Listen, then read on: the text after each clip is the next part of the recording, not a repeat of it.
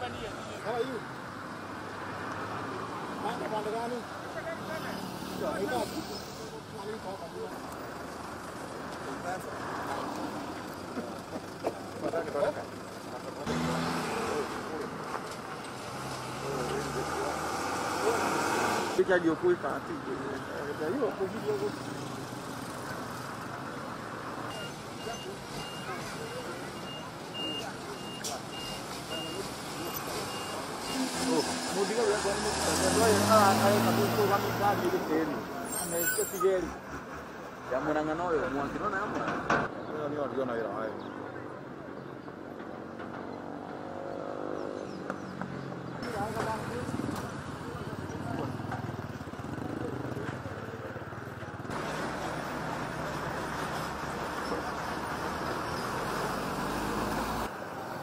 Sawa sawa, tidiodoge.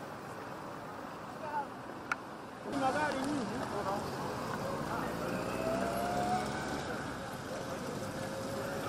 Kwamba sheria itafsiriwe kwa kila mtu. Kama sheria inasema tusiingie, tuabiwe.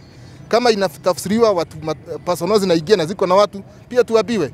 Ndio hata kama abiria wetu wangepata personal watembee nazo. Pia hiyo hatupigi kubeba watu hivyo wanastahili. Lakini sisi tumefuata sheria, tubebe tu hivyo wanasema, hatuna shida na hiyo. Lakini kama ni kufunguliwa tutembee, hatutapita Nakuru, hatutapita Nairobi. Hapo tu tukubaliwe. Hiyo ya kubeba capacity hatuna shida nayo. Hiyo tumezoea. Kulikuwa na panic.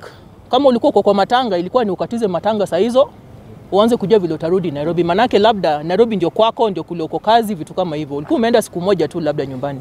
Challenge nyingine ni transport. Kama imekuwa ni 1000, 1500, tunalipa 3000 kuendelea from Kisumu to Nairobi. Na ukiona hapa safari imekatizwa, tujafika Nairobi.